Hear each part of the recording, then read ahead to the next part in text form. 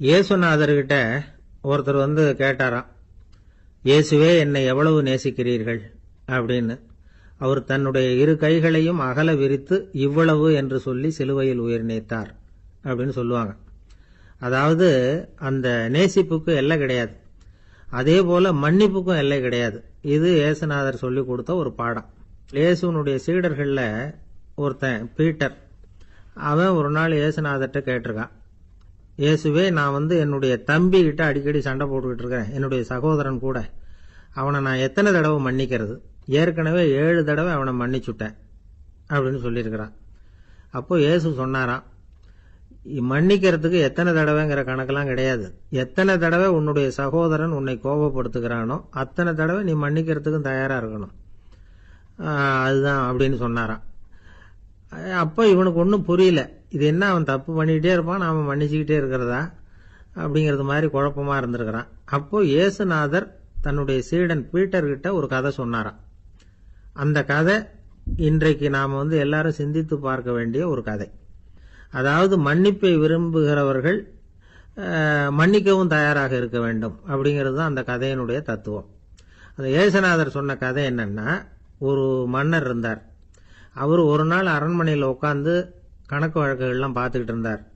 நம்ம அரண்மனையிலிருந்து யார் யார் அரசாங்க கடன் வாங்கியிருக்கிறாங்க, யார் யார் திருப்பி செலுத்தி இருக்கிறாங்க அப்படிங்கிற விவரத்தையெல்லாம் பார்த்துக்கிட்டு இருந்தார்.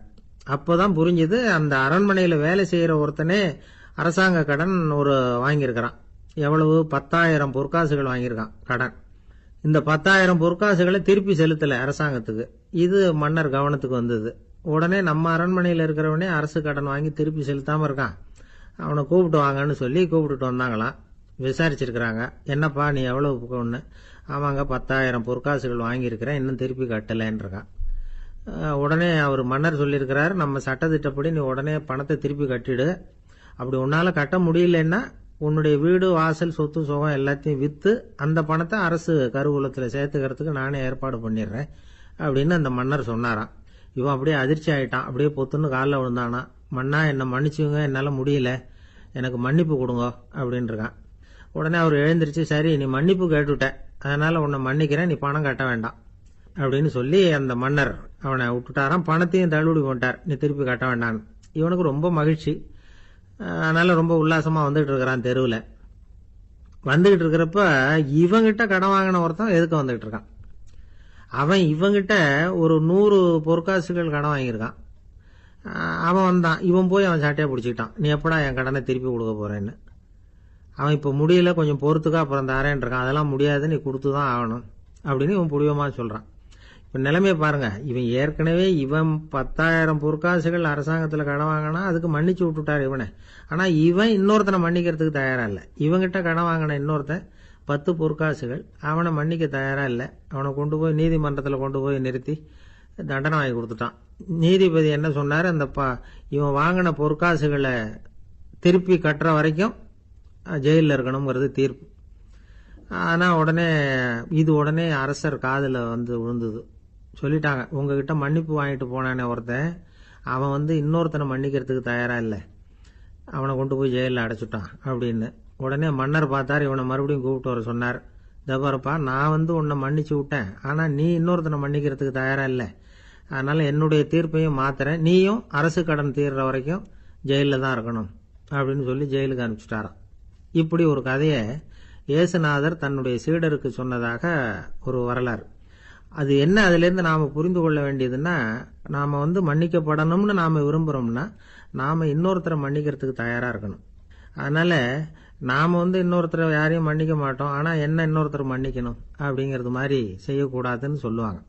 அது மாதிரி நாம வந்து இப்ப இது தப்பா புரிஞ்சுக்கிறவங்களும் இருக்கிறாங்க. பாவம் மன்னிப்புங்கிறதுலாம் எதுக்குன்னா, அதாவது மறுபடியும் பாவம் செய்யாம இருக்கிறதுக்காக தான். அதான் மன்னிக்கிறாரே அப்படிங்கிறதுக்காக மறுபடியும் பாவம் பண்ணிட்டு இருக்கிறது இல்லை. அதான் ஒருத்தர் கேட்டாராம், பாவத்திலிருந்து மன்னிப்பு கிடைக்கணும்னா நீ என்ன செய்யணும் அப்படின்னு கேட்டிருக்காரு. அதுக்கு அவன் சொல்லியிருக்கிறான், நான் முதல்ல பாவம் செய்யணும், அப்பதானே மன்னிப்பு கிடைக்கும் அப்படின்னு நானா. இப்படிப்பட்டவர்கள் தான் இன்னைக்கு உலகத்தில் அதிகமா இருக்கிறாங்க. அதனால இந்த மன்னிப்பின் மகத்துவம்ங்கிறது இயேசுநாதர்ட்ட இருந்து தான் நாம புரிஞ்சுக்கணும். அந்த இயேசு சொன்ன அந்த மன்னிக்கிற மனோபாவம் இருந்தால் இன்னைக்கு உலகம் பூராவும் அமைதி பூங்காவாக இருக்கும். அதுல ஒன்றும் ஆச்சரியமே இல்லை, அதுல ஒன்றும் சந்தேகமும் இல்லை. அதனால மன்னிக்கிற மனோபாவத்தை நாம எல்லாரும் நமக்குள்ளே வளர்த்து கொள்ள வேண்டும் அப்படிங்கிறது தான் நாம இன்றைக்கு எல்லோரும் சிந்தித்து பார்க்க வேண்டிய ஒரு செய்தி. ஊருக்கு வெளியில அமைதியான ஒரு இடம், அங்க ஒரு ஆசிரமம், அங்க ஒரு சாமியார். அவர் தினமும் நல்ல போதனைகள்லாம் செய்வார்.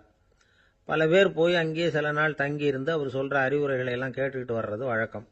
ஒரு தடவை அவரை பார்த்துட்டு போறதுக்காக 3 வெளியூர் தம்பதிகள் வந்தாங்களாம். அந்த மடத்திலேயே சாப்பிட்டுக்கிட்டு தங்கி இருந்து அவங்களுடைய போதனைகளை கேட்டுக்கிட்டு போகணுங்கிறது அவங்க நோக்கம்.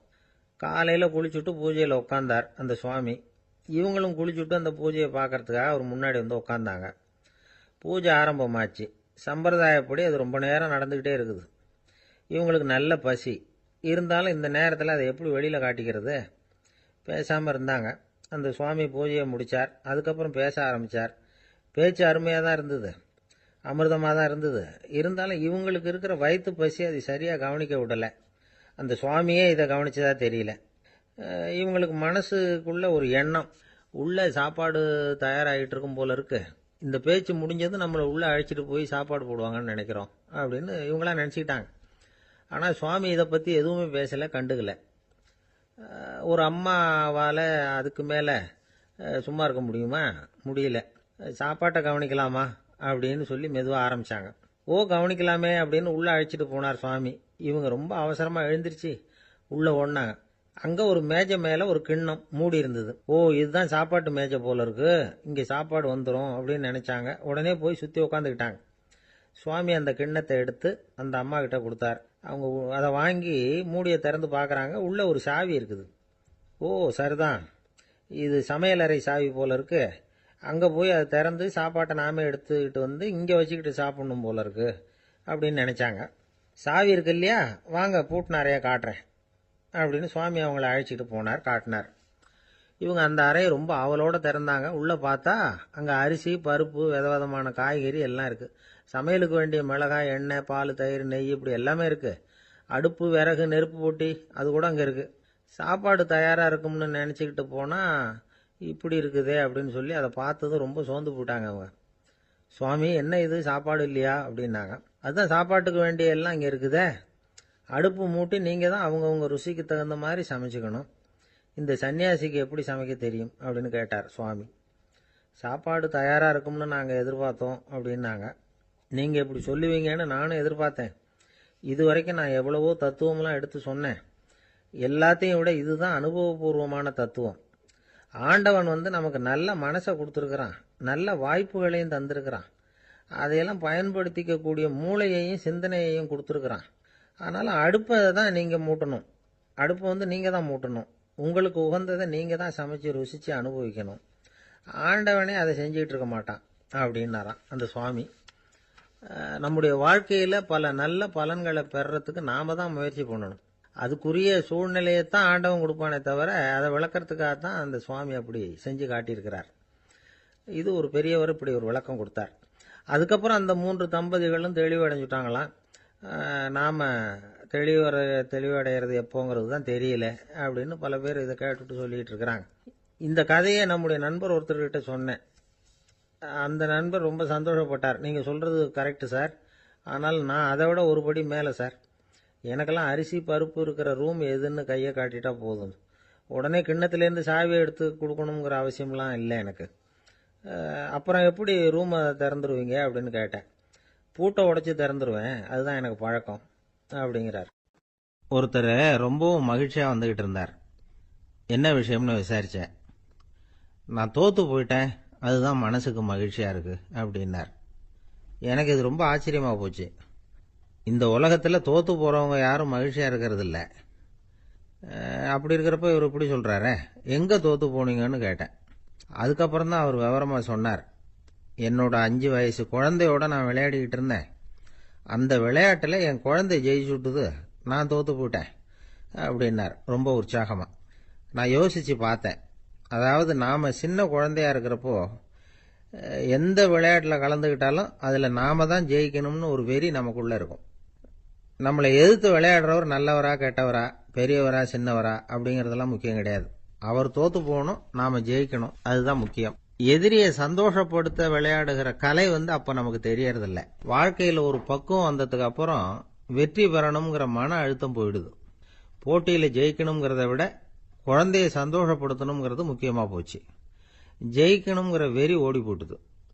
ஒரு குழந்தையா இருந்தப்போ நம்ம வளர்ச்சிக்கு உதவிய வெறி பெரியவனானதுக்கு பிறகு நமக்கு எதிரியா மாறுது. அதை சரியான சமயத்தில் நாம் புரிஞ்சுக்கிட்டோம்னா போதும், நாம் பொழைச்சிக்கலாம். ஒவ்வொரு மனுஷனுமே வாழ்க்கையோட அடுத்த கட்ட வளர்ச்சியில் அடி எடுத்து வைக்கிற நேரத்தில் தன்கிட்ட இருந்து ஏதோ ஒரு குணத்தை அல்லது தன் குணம் இருந்த ஏதோ ஒரு உறவை நாம் இழக்கத்தான் வேண்டியிருக்குது. ஒரு கட்டம் வரைக்கும் உதவியா இருந்த குணம் அடுத்த கட்டத்துக்கு தடையா கூட மாறிடலாம். இந்த பரிமாண மாற்றத்துக்கு உள்ளாகிற ஒவ்வொருத்தரும் பிரத்யட்சமா இதை உணர்றாங்க. ஆனா பல பேர் எப்படின்னா பழசை திறந்துட்டு புதிய கொள்கைகளை உருவாக்கிக்கிறதுக்கு இஷ்டம் இல்லாம இருந்துடுறாங்க, அல்லது அப்படி செய்ய முடியாம தவிக்கிறாங்க. இதையெல்லாம் மீறி அந்த பழசை திறந்துட்டா அதை இழந்ததால உண்டாகிற மன அழுத்தம் சில காலத்துக்கு வருத்திக்கிட்டு தான் இருக்கும், வேற வழி இல்லை. ஆரோக்கியமான ஒரு முன்னேற்றத்துக்காக அந்த மன அழுத்தத்தை தாங்கிக்கத்தான் வேணும் அப்படிங்கிறாரு அந்த உலக புகழ்பெற்ற மேதை ஒருத்தர், இந்த ஸ்காட் பெக் அப்படிங்கிறவர். பிறந்த நாள் முதல் இதுதான் சரி அப்படின்னு கற்பிக்கப்பட்டு வந்த ஒவ்வொரு தத்துவத்தையும் தங்களுடைய வளர்ச்சிக்கு தகுந்த மாதிரி மாற்றி அர்த்தப்படுத்திக் கொள்ள முடியாமல் வாழ்க்கை சூழல்ல அப்படியே அரைப்பட்டு தூளாகிறவர்கள் தான் ரொம்ப தவிக்கிறாங்களாம். இதுதான் அவருடைய கருத்து. பெரும்பாலும் மனிதர்களுடைய நடுத்தர வயசுல, அதாவது 30 தாண்டுகிற சமயத்துல தான் இந்த தவிப்பு உண்டாவதுதான். இதுதான் மேற்கத்திய நாடுகளில் அடிக்கடி மிட் லைஃப் கிரைசிஸ் அப்படின்னு சொல்றாங்க. அப்பப்போ பழசையெல்லாம் தொலைச்சி விட்டு புதுசா பிறக்கிறதுக்கு கத்துக்கணும். ஒவ்வொரு நிமிஷத்தையும் அந்த நிமிஷத்துக்கு ஏற்ற சித்தாந்தம் கொண்டவர்களாக சந்திப்போம் அப்படிங்கிறார் அந்த உளவியல் நிபுணர். இப்படி பழகிக்கிட்டா வாழ்க்கை இன்பமயம், இல்லைன்னா தவிப்பு மயம்தான். பழசை தொலைக்க முடியாதவர்களில் எத்தனையோ பேர் உண்டு, எத்தனையோ ரகம் உண்டு. அதில் வேடிக்கையான நண்பர்களும் உண்டு. ஒருத்தர் நண்பர் வீட்டுக்கு போனார். அவர் ஏதோ இனிப்பு பலகாரம் கொடுத்து சாப்பிட சொல்லியிருக்கிறாங்க அவங்க வீட்டில். இவர் சாப்பிட்டு பார்த்துட்டு சொன்னாராம், சார் 6 மாசத்துக்கு முன்னாடி ஒரு தடவை இங்கே வந்தேன், அப்போ ஒரு இனிப்பு பலகாரம் கொடுத்தீங்க, அது இதை விட நல்லா இருந்தது சார் அப்படின்னாராம். அப்ப செஞ்ச அதே இனிப்பு பலகாரம் தான் சார் இதுவும் அப்படின்னாராம் அவர். ஒரு நாள் ஒரு தகப்பனார் தன்னுடைய பிள்ளைய அழைச்சிட்டு வந்தார். சார், இவன் சரியா படிக்க மாட்டேங்கிறான், பெரியவங்களை மதிக்க மாட்டேங்கிறான், நீங்க கொஞ்ச நாள் இவனுக்கு குருவா இருந்து நல்ல விஷயங்களை சொல்லி கொடுத்தா தேவையில்லைன்னார். பெரியவங்களையும் மதிக்காதவன் எப்படி என்ன மதிக்க போறான் அப்படிங்கிறது நமக்கு யோசனை வரும் இல்லையா? வேணாங்க, என்ன விட்டுருங்க அப்படின்னோம். அவர் விட மாட்டேன்னு விட்டார். இல்லைன்னா அவரே சிஷ்யன் ஆயிடுவார் போல இருந்தது. சரி, வேற வழி இல்லாம அந்த பையனையே என்னுடைய சைடை நான் ஏத்துக்கிட்டு உபதேசம்லாம் பண்ண ஆரம்பித்தோம். அதாவது குரு பக்தின்னா அது எப்படி இருக்கணுங்கிறத பற்றி சொல்லி கொடுத்தோம் அவனுக்கு. சதமகர் அப்படின்னு ஒரு குரு இருந்தார். அவருக்கு ஒரு சீடர். அவன் பேர் துளசி சைதன்யன், நைஷ்டிக பிரம்மச்சாரி. தன்னுடைய குருவுக்கு எந்த நேரத்தில் எது தேவைங்கிறத புரிஞ்சுக்கிட்டு சேவை செய்கிறவன். ஆனால் இவனை பற்றி மற்ற சீடர்களுக்கு பொறாமை வந்துட்டுது. இவன் மட்டும் இப்படி இருக்கானேன்னு உடனே குரு கிட்ட போய் கோல் மூட்டினாங்க. அவன் சரியில்லை, அவன் நடந்துக்கிறது சரியில்லை, அப்படி இப்படின்னு எதையாவது சொல்லி. இருந்தாலும் இதையெல்லாம் அந்த குரு நம்பலை. அவருக்கு தெரியும் யார் யார் எப்படின்னு. துளசி சைதன்யன் பெருமையை மற்ற சீடர்களுக்கு உணர்த்தணும் அப்படின்னு நினைச்சார். அதுக்கு ஒரு வழி பண்ணார். ஒரு நாள் சீடர்களை எல்லாம் கூப்பிட்டுக்கிட்டு ஒரு காட்டு வழியா போய்கிட்டு இருந்தார். அங்க ஒரு பெரிய மலை அருவி கொட்டிக்கிட்டு இருந்தது. குரு சீடர்கள் பக்கம் திரும்பினார். இந்த மலையின் மேலே இருந்து அந்த படுபாதாளத்துல குதிக்கிறதுக்கு உங்கள யார் தயார் அப்படின்னு கேட்டார். ஒரு சீடனும் ஆய திறக்கல, ஒதுங்கி நின்றுக்கிட்டாங்க. பின்னாடி மூட்டை முடிச்சோட வந்துகிட்டு இருந்தான் துளசி சைதன்யன். அவனை பார்த்தார். தபாருப்பா, நீ மேலே இருந்து அந்த அருவியில குதி அப்படின்னார். அப்படியே செய்யறேன் சுவாமின்னா ஓடி போய் பொத்துன்னு குதிச்சுட்டான். அடுத்த கணமே குருநாதர் தன்னுடைய யோக சக்தியால பறந்து போய் அவன் கீழே விழுந்துடாம தாங்கி பிடிச்சி கொண்டுகிட்டு வந்துட்டார். மற்ற சீடர்களுக்கெல்லாம் ஒரு மாதிரி ஆயிட்டுது. அடுத்தபடியா என்ன பண்ணலாம்னு யோசிச்சாங்க இவனை மாட்டி விடுறதுக்கு. ஒரு நாள் வெத்தலை அடிக்கிற ஒரு சின்ன உரலையும் உலக்கையையும் எடுத்து ஒளிய வச்சுட்டாங்க. சதமகர் சன்னியாசி இல்லை, அவர் வெத்தலை போடுவார். பல்லு சரியில்லை, அதனால இடிச்சு தான் வெத்தலையை போடணும். திடீர்னு வெத்தலை பாக்கு கேட்டார். வழக்கமா உரல்ல இடிச்சு தர்றது தான் துளசியின் பழக்கம். உரலை தேடினா கிடைக்கல, என்ன பண்றது? குரு கேட்டுவிட்டாரே, குரு சேவை தானே முக்கியம். என்ன பண்ணா வெத்தலை பாக்க தன்னுடைய வாயில போட்டு முன்னு அதை எடுத்து அவர்கிட்ட கொடுத்துட்டான். குரு எதையோ படிச்சுக்கிட்டே அதை வாங்கி வாயில போட்டுக்கிட்டார். துளசி, இன்னைக்கு தாம்பூலம் நல்லா அடிக்கப்பட்டிருக்கு, ருசியா வேற இருக்கு, அதை இடிச்ச பாத்திரத்தை என் கண்ணால பார்க்கணும்னு ஆசையா இருக்குன்னு விட்டார். அதை மட்டும் அனுப்பி போய் நீ வர வேண்டான்னு வேற சொல்லிவிட்டார். இதை கேட்டதும் துளசி தவிச்சு போயிட்டான். இவன் போகாம எப்படி வாயை மட்டும் அனுப்பி வைக்க முடியும்? இவன் தவிக்கிறத பார்த்ததும் மற்ற சீடர்களுக்கெல்லாம் மனசுக்குள்ள ரொம்ப சந்தோஷம். துளசி கொஞ்சமும் யோசிக்கல. வாழை எடுத்தான், தன்னுடைய தலையவே அப்படியே அறுத்து வெட்டி எடுத்தான். இன்னொரு சீடங்கிட்ட கொடுத்துட்டான், எடுத்துட்டு போன்னு சொல்லி. கொண்டுட்டு போய் குரு முன்னாடி வைக்கிறாங்க. அந்த தலையில வாய் திறந்திருக்கு, வெத்தலை போட்டு முன்னு இருந்தது, தெரிஞ்சு போச்சு, சிவப்பா இருந்தது. அவனுடைய குரு பக்தியை இப்ப எல்லாரும் ஒத்துக்கிட்டாங்க. அதுக்கப்புறம் குரு சதமகர் தன்னுடைய அற்புத திறமையினால அந்த தலையை மறுபடியும் ஒட்ட வச்சுட்டார். துளசிக்கு உயிர் வந்துட்டுது. இப்படி ஒரு பெரிய கதை உண்டு. அதாவது துளசி சைதன்யன் அவனுடைய குரு பக்தி எப்படி அப்படின்னு கேட்டோம். ரொம்ப அபாரம் அப்படின்னு அந்த பையன் அடக்கமா, சும்மா விளையாட்டுக்காக தான் அப்படி அவங்ககிட்ட கேட்டோம். ஏன்பா உன்னுடைய குரு பக்தியை என்கிட்ட காட்டுறதுக்கு உன்னோட கழுத்தை நீயே அறுக்கணும்னு நான் சொன்னா அதை நீ செய்வியா அப்படின்னு கேட்டோம். என்னுடைய கழுத்தை நானே அறுக்க வேண்டிய அவசியம் இல்லை சார் அப்படின்னா அவன். ஏண்டான்னு, அதே காரியத்தை தான் இனிமே நீங்க தினமும் செய்ய போறீங்களே சார் அப்படிங்கிறான். ஐயா, என்னுடைய நூல் வெளியீட்டு விழாவுக்கு அவசியம் நீங்க வரணும் அப்படின்னு கூப்பிட்டார் ஒருத்தர். எப்போ வரணும்னு கேட்டேன். அடுத்த வாரம்னார். சரி, புத்தகம் தயாராகிட்டுதா அப்படின்னு. நாளைக்கு தான் அச்சிக்க கொடுக்க போறேன்னார். என்னங்க இது, புத்தகம் அச்சிடுறதுக்கு முன்னாடியே அழைப்புதழை அச்சடிச்சு விட்டீங்களே அப்படின்னு கேட்டேன். அதனால என்னங்க, அந்த காலம் மாதிரியா போடலாம். அச்சுக்கலை எவ்வளவோ முன்னேறியாச்சுங்க.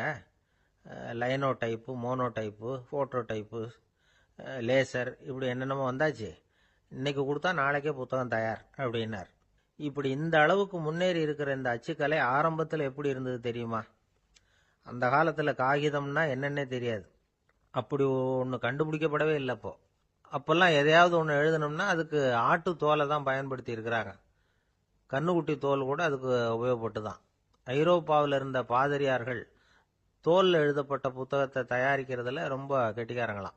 எகிப்து, அப்புறம் மத்திய தரைக்கடல் ஓரத்தில் உள்ள நாடுகள், இங்கெல்லாம் தோல் தான் எழுது பொருளாக பயன்பட்டு வந்திருக்குது. ஆனால் நம்ம நாட்டில் ஓலைச்சுவடிகளை எழுத்துக்கு பயன்படுத்தி இருக்கிறாங்க. எழுதுறதுக்கு தோலை பயன்படுத்தினவங்க பிறகு பேப்பரைஸ் அப்படிங்கிற கோரை புல்லை அதுக்கு பயன்படுத்தினாங்களாம். இதெல்லாம் அப்படி கொஞ்சம் கொஞ்சமாக கண்டுபிடிச்சிட்டு வந்திருக்கிறாங்க. அந்த புல்லை கச்சிதமாக நறுக்க வேண்டியது, நல்லா பதப்படுத்த வேண்டியது, அதுக்கப்புறம் அதில் எழுத வேண்டியது, அவ்வளவுதான். பேப்பருங்கிற சொல்லே இந்த பேப்பைரஸ் அப்படிங்கிறதுலேருந்து வந்தது தான். அதுக்கப்புறம் தான் காகிதம் வந்தது. இதை முதல்ல சீன நாட்டில் தான் கண்டுபிடிச்சாங்க. அது வந்த பிறகு அச்சு எந்திரம் கண்டுபிடிக்க வேண்டிய அவசியம் ஏற்பட்டது. அதை கண்டுபிடிச்சவர் ஜெர்மானிய அறிவியல் அறிஞர் ஜான் கூட்டன்பர்க். அச்சு கலைக்கு அடித்தளம் அமைச்சவர் அவர் தான். ஜெர்மனியில் மெயின்ஸ் அப்படிங்கிற ஊரில் 1399 பிறந்தார். அவரோட மாமன் ஒருத்தர் உலோக வேலையில் வல்லவர். அவர்கிட்ட இந்த வேலையை கற்றுக்கிட்டார். அதோட வைர கற்களை பட்டை தீட்டுறதுலையும் ரொம்ப தேர்ச்சி பெற்றிருந்தார். இளம் வயசுலேயே சும்மா இருக்க மாட்டாராம். எதை செஞ்சாலும் அதை திறமையாக செய்வாராம். அவர் தான் முதல்ல மர அச்சு எழுத்துக்களை உருவாக்கினார். அது மேலே மை தடவி பிரதிகள் எடுத்தார். அதுக்கப்புறம் உலோக எழுத்துக்கள், முதல்ல காரியம், அப்புறம் இரும்பு, அப்புறம் கலப்பு உலோகம். பிறகு அச்சடிக்கிறதுக்கு எந்திரம் ஒன்றையும் உருவாக்கினார். முதல்ல பைபிள் அச்சடித்தார். 1468 அவர் இறந்து போனார். 16ஆம் நூற்றாண்டில் மேலை நாடுகளிலிருந்து மர எழுத்துக்களை கொண்டுகிட்டு தமிழ்நாட்டில் கிறிஸ்துவ நூல்களை அச்சிட்டாங்க. அப்பெல்லாம் அச்சகங்கள் போதிய அளவுக்கு இங்கே இல்லை. அதுக்கு என்ன காரணம்னா, இந்தியர்கள் அச்சகங்களை நடத்தக்கூடாது அப்படின்னு சட்டம். 1835 வரைக்கும் அந்த சட்டம் நடைமுறையில் இருந்தது. இந்த நிலைமையில் அங்கேயும் இங்கேயுமா 1-2 அச்சகங்கள் ஆரம்பமாச்சு. 1713 தரங்கம்பாடியில் லூத்தரன் மிஷன் அச்சகம், அதே ஆண்டில் சென்னையில் SPCK அச்சகம். இது ரெண்டும் தான் இந்தியாவில் முதல்ல தொடங்கப்பட்ட அச்சகங்கள். ஆட்டுத்தோல்லையும் ஓலைச்சுவடியிலையும் எழுதப்பட்ட எழுத்துக்கள் இன்னைக்கு எங்கேயோ போயிட்டுது. ஆனால் நம்ம ஊரில் எழுத்தாளர்கள் நிலைமை தான் ஒன்றும் சொல்லிக்கிறது மாதிரி இல்லை. நம்ம ஆள் ஒருத்தர் சொன்னார், சார், நான் சொந்தத்தில் ஒரு அச்சாபீஸ் வச்சுருந்தேன், இப்போவும் வச்சிருக்கிறேன். அதனால் என்னுடைய படைப்புகளை புத்தகமாக வெளியிடுறதுல எனக்கு ஒன்றும் கஷ்டம் இல்லை. வருஷத்துக்கு ஒரு புத்தகம் எழுதி வெளியிட்டுருவேன். 15 வருஷமாக இலக்கிய உலகத்துக்கு இப்படி சேவை செஞ்சுக்கிட்டு வர்றேன். ஆனால் இந்த வருஷம்தான் வாசகர்கள் எனக்கு பாராட்டு விழா நடத்தி இருக்கிறாங்க அப்படின்னார். இந்த வருஷம் அப்படி என்ன விசேஷம் அப்படின்னு கேட்டோம். இந்த வருஷம்தான் நான் எந்த புத்தகம் எழுதி வெளியிடாம இருந்தேன், அதுக்காகத்தான் எனக்கு இந்த பாராட்டு விழா அப்படின்னார். ஆசைப்படுறதுல தப்பு இல்லை, ஆனா அந்த ஆசை தேவைக்கு தகுந்த மாதிரி இருக்கணும். தேவைக்கு மீறிய ஆசைகள் இருக்கு பாருங்க, அது தேவையில்லை. இந்த கருத்தை வலியுறுத்தது மாதிரி ஒரு கதை உண்டு. தேவேந்திரனுக்கு திடீர்னு வீடு கட்டணும்னு ஒரு ஆசை வந்துதான். வீடுன்னா நாம கட்டுற மாதிரி இல்லை. தேவேந்திரன் வீடுன்னா சும்மாவா, ஒரு பிரம்மாண்டமான அரண்மனை கட்டணும். அது மாதிரி இந்த 3 லோகத்திலையும் ஒரு அரண்மனை கிடையாது அப்படின்னு எல்லாரும் சொல்லணும். இது அவனோட ஆசை. உடனே தேவ தச்சரான விஸ்வகர்மாவை கூப்பிட்டான், உத்தரவு போட்டான். விஸ்வகர்மா தன்னுடைய உதவியாளர்களை எல்லாம் கூப்பிட்டு ஒன்னா சேர்த்துக்கிட்டார். படாத பாடுபட்டு ஒரு பெரிய அரண்மனையை கட்டி முடிச்சார். கட்டி முடிக்க 1000 வருஷம் ஆச்சு. தேவேந்திரன் வந்து பார்க்குறான். அவனுக்கு திருப்தி ஏற்படலை. என்னுடைய அந்தஸ்துக்கு இது ரொம்ப சாதாரணமான கட்டிடம், இதை விட இன்னும் பெருசா கட்டு அப்படின்னா. தேவ தச்சர் திணறி போயிட்டார். அவரால் அதுக்கு மேலே எதுவும் செய்ய முடியல. என்ன பண்ணுறதுன்னு யோசனை பண்ணார். நேராக நாரதர் காலில் போய் விழுந்தார். நீங்கள் தான் என்னை இந்த பிரச்சனையிலேருந்து காப்பாற்றணும்னார். நாரதர் யோசனை பண்ணார். சரி கவலைப்படாதேன்னார். நேராக இந்திரன் கிட்ட போனார். இந்திரன் வந்து நாரதரை பார்த்த உடனே வாங்கன்னு கூட்டிகிட்டு போய் அரண்மனையை காட்டினான். இது மாதிரி ஒரு அரண்மனையை நீங்கள் வேற எங்கேயாவது பார்த்துருக்குறீங்களா அப்படின்னு ரொம்ப பெருமையாக கேட்டான். நான் பார்த்ததில்ல, ஆனால் என்னை விட வயசில் மூத்தவர் மகரிஷி லோமேசர், அவர் ஒரு வேளை பார்த்துருக்கிறாரா என்னமோ அப்படின்னார். உடனே அவரை மனசில் நினச்சி தியானம் பண்ணினார். அடுத்த கணம் லோமேசர் அங்கே வந்தார். இடையில ஒரு சின்ன துண்டு, கையில் ஒரு கமண்டலம், தலையில் ஒரு பாய், அவ்வளவுதான் அவர்கிட்ட இருந்தது. எதுக்காக தலையில் எந்த பாய் அப்படின்னு கேட்டான் இந்திரன். என்ன மாதிரி அற்ப ஆயுள் உள்ள ஒரு ஜீவன் தனியாக வீடு கட்டிக்கிட்டு திண்டாடணுமா? இந்த பாய் தான் ஒரு வீடு மாதிரி எனக்கு நிழல் கொடுக்குது அப்படின்னார் அவர். என்னது, உங்களுக்கு வந்து அவ்வளவு கொஞ்சமான ஆயுளா அப்படின்னு ஆச்சரியத்தோடு கேட்டான் இந்திரன். ஆமாம், இதை பாரு, என்னுடைய மார்பில் ஒரு பொற்காசு அளவுக்கு ரோமம் உதிர்ந்துட்டுது. எப்போ என் உடம்புல உள்ள எல்லா ரோமமும் உதிர்ந்துருமோ அப்போ என்னுடைய ஆயுள் முடியும் அப்படின்னார். எப்போ அந்த ரோமங்கள் பூரா உதிரும்னு கேட்டான் இவன். ஒரு பிரம்மா மறைஞ்சதும் ஒரு ரோமம் உதிரும். என் உடம்புல உள்ள ரோமங்களின் எண்ணிக்கை எவ்வளவோ அவ்வளவு பிரம்மாக்கள் தோன்றி அவங்க ஆயுள் முடியும் பொழுது என் உடம்புல உள்ள ரோமங்கள் பூரா உதிரும் அப்படின்னார். அப்படின்னா ஒரு பிரம்மாவோட ஆயுள் எவ்வளவு காலம்னு கேட்டான். ஒரு பிரம்மாவுக்கு 100 தேவ வருஷம். ஒவ்வொரு தேவ வருஷத்துக்கும் 365 தேவ நாள். ஒவ்வொரு தேவ நாள்லையும் ஒன்ன மாதிரி 14 இந்திரர்கள் தோன்றி மறைகிறாங்க அப்படின்னு மகரிஷி லோமேசர் சொல்றார். இதை கேட்டதும் இந்திரன் ஆடி போட்டான். அவ்வளவு ஆயுள் உள்ள இவரே அற்ப ஆயுள்னு சொல்றார். நான் என்னுடைய ஆயுளை பெருசா நினைச்சுக்கிட்டு பிரம்மாண்டமான அரண்மனை கட்டணும்னு ஆசைப்படுறேனே அப்படின்னு நினைச்சான். எனக்கு வீடு கட்டின வரைக்கும் போதும்னு விட்டான். அதனால நாமெல்லாம் நம்முடைய தேவைக்கு தகுந்த மாதிரி ஆசைப்படுறது தான் நியாயம். ஆனால் அப்படியே நடந்துக்கிறோம். மனுஷன் வந்து கடவுளையே ஏமாற்றி காசு வாங்கிறதுக்குள்ள ஆசைப்படுறான். ஒருத்தன் கடவுளை நினைச்சு தவம் இருந்தான். கடவுள் நேரில் வந்தார். தேவலோகத்தில் ரூபாய்க்கெல்லாம் என்ன மதிப்புன்னு கேட்டான். அங்கெல்லாம் ரூபாய்ங்கிறது உங்கள் பணத்தில் 1 கோடி ரூபாய்க்கு சமம். அதாவது தேவலோகத்தில் 1 ரூபான்னா இங்கே 1 கோடி ரூபா. அது மாதிரி எங்களுக்கு ஒரு நாளுங்கிறது உங்கள் கணக்கில் 1 கோடி வருஷத்துக்கு சமம் அப்படின்னார் கடவுள். அப்படின்னா எனக்கு நீங்கள் அதிகமாக எதுவும் தர வேணாம், உங்கள் கணக்குப்படி ஒரே 1 ரூபா கொடுங்க, அது போதும்னா இவன் ரொம்ப சாமர்த்தியமா. கடவுள் யோசனை பண்ணார். அது ஒன்றும் கஷ்டம் இல்லை, 1 ரூபா தானே கேட்குற, கொடுத்துட்றேன். ஆனால் இப்போ வரும்பொழுது நான் எடுத்துக்கிட்டு வரல, எங்கள் கணக்குப்படியே 1 நாள் பொறுத்துக்க பணத்தோடு வந்துடுறேன் அப்படின்னு சொல்லிவிட்டு பறந்து போயிட்டார். ஒரு நண்பர் இருக்கார். எப்போ பார்த்தாலும் கையில் ஒரு புத்தகம் இருக்கும். புத்தகம் இல்லாமல் எங்கேயும் புறப்பட மாட்டார். எதுக்காக இப்படி எடுத்துகிட்டு போகிறீங்க அப்படின்னு கேட்டால், எனக்கு இது ஒரு நல்ல நண்பன் மாதிரி, இந்த காலத்தில் எங்கே போனாலும் காத்திருக்க வேண்டியிருக்கு, அது மாதிரி சமயத்தில் நான் வந்து நண்பன் கூட பேசிக்கிட்டு இருப்பேன் அப்படிம்பாரான். ஒருத்தர் ஒரு பெரிய அரச பதவியில் இருந்தார். அவர் பதவியிலிருந்து இறங்க வேண்டிய சூழ்நிலை. அரசு கொடுத்துருந்த வீட்டை விட்டுட்டு வெளியில் வர்றார். வரும்பொழுது 2 கையிலையும் 2 பெட்டியை எடுத்துகிட்டு வந்தாராம். சார், உங்களுடைய உடைமைகள் அப்படின்னு கேட்குறாங்க அங்கே இருந்த ஊழியர்கள். இவர் தன்னுடைய கையில் இருக்கிற பெட்டியை காட்டி, இதுதான் என்னுடைய சொத்து அப்படின்னாராம். ஒரு பெட்டியில் அவருடைய உடைகள், இன்னொரு பெட்டியில் அவர் விரும்பி படிக்கிற புத்தகங்கள், அவ்வளவுதான். இதுதான் இருந்துதான். புத்தகம் படிக்கிறது வந்து மனசுக்கு நல்லதுங்கிறது நமக்கு தெரியும். புத்தக வாசிப்பு வந்து உடம்புக்கும் நல்லதுங்கிறாங்க. அது நமக்கு ஆச்சரியமாக தான் இருக்குது. ஒரு நபர் ஒரு வருஷத்துல சராசரியா 2000 பக்கங்களை படிச்சிருக்கணுமா, யுனெஸ்கோ பரிந்துரை. ஆனா நம்ம நாட்டில் நாம சராசரியா படிக்கிறது 32 பக்கங்கள், அவ்வளவுதான்.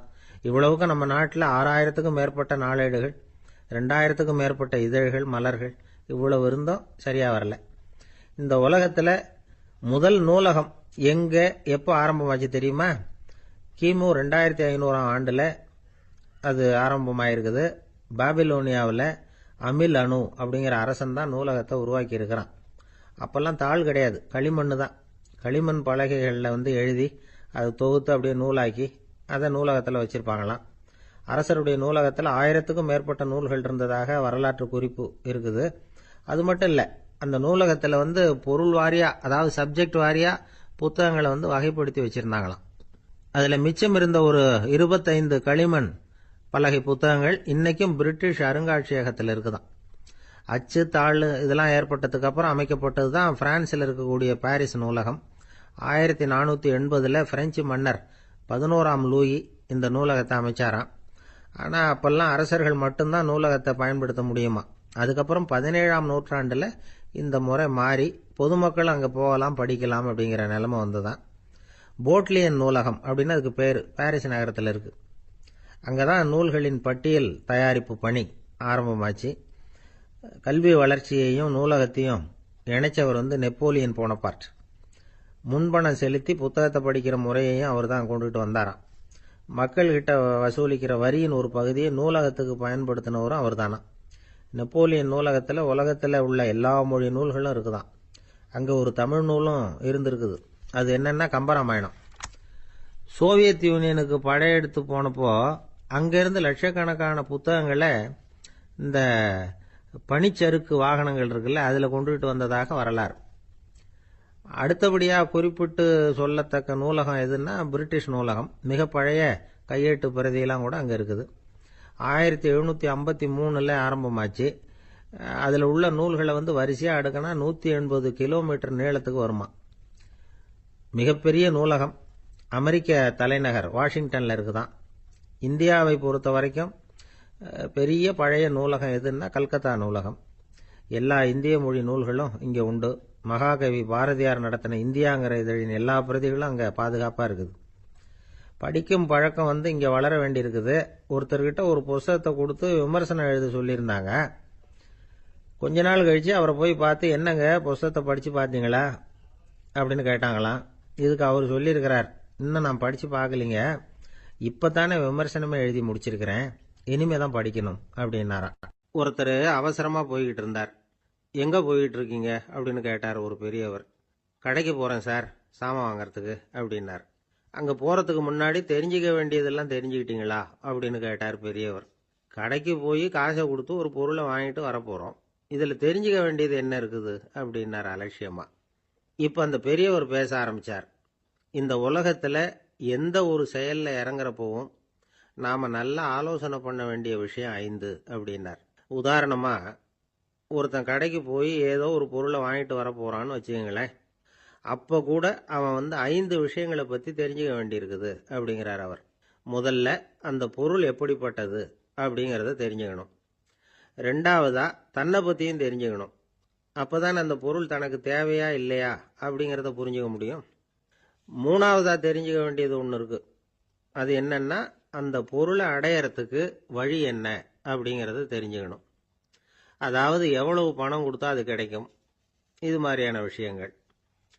நாலாவதா அந்த பொருளை அடையிறது மூலமா நாம் அடையக்கூடிய பயன் என்ன அப்படிங்கிறதையும் உணரணும்.